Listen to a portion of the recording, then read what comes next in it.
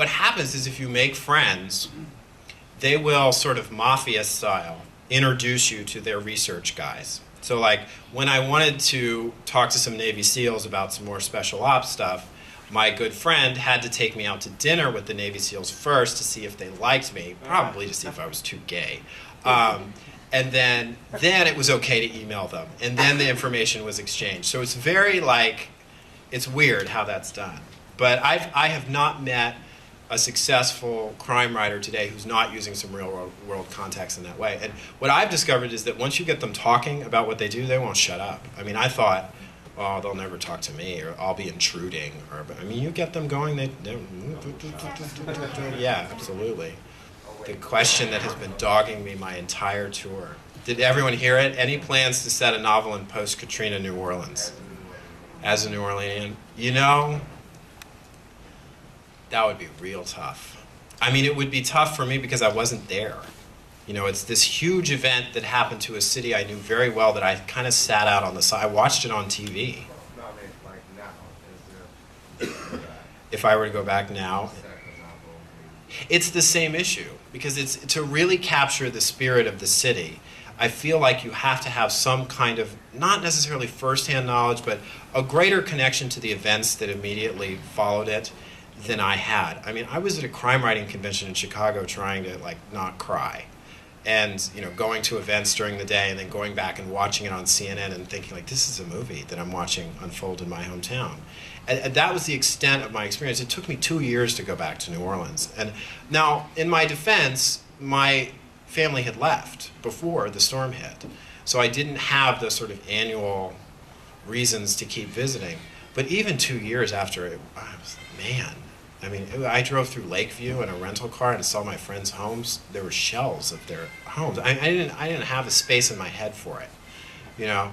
And so maybe I'm not ready to write about it, but I got this question in New Orleans. You know, my reading in New Orleans was like this high school reunion from, I don't know where. There were people there I never expected to see. Like, we heard you're a writer now. Yeah, So they asked me that there, and their response was, don't write about post-Katrina New Orleans. We don't want to hear about post-Katrina New Orleans. We live in post-Katrina New Orleans. Write about pre-Katrina New Orleans.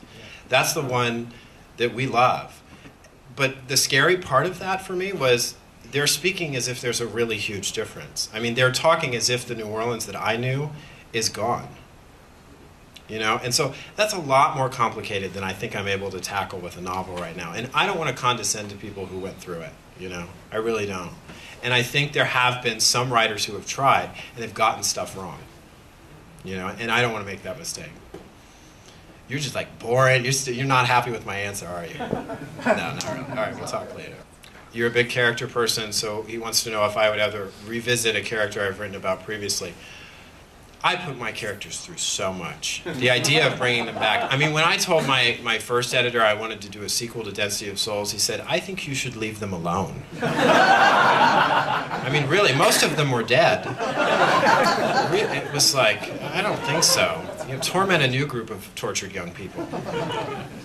And that's kind of how I still feel about it. I think that you know, what you find, or what I observe in mystery writers who do a series is they set parameters on what they'll put their hero or heroine through, because you got to believe they're capable and ready to come back for the next book. My characters need a lot of therapy first. You know. But I always, when I finish a book, I always say, oh, I'll write a sequel because it seems easier and like less work because I just did all this work. But when you factor that in, it's more work. What have they been doing since? What have they been through? How have they processed everything that, you know, I think it's more challenging to write a sequel than to start from scratch. He says that he has noticed a sensitivity to social issues in my presentation, in my speaking, and so he wonders why I chose to write novels as opposed to, say, something nonfiction, crime fiction. I think crime fiction is where you're allowed to exercise the sensitivity to social issues. I think some of the most intriguing and balanced discussions of social issues have been in crime fiction.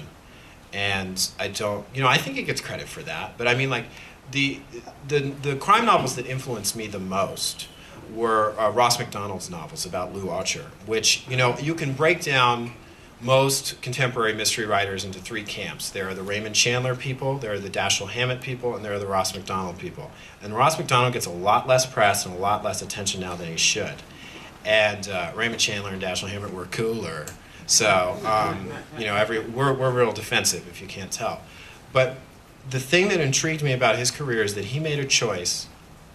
He had started out as just another sort of, I'm going to be another Raymond Chandler. It's going to be about fast cars and loose women and, you know, bullets on the highway. And then something happened to him. I'm not exactly clear what, but I think he had a daughter who was a drug addict and mentally ill. And he went through psychotherapy himself.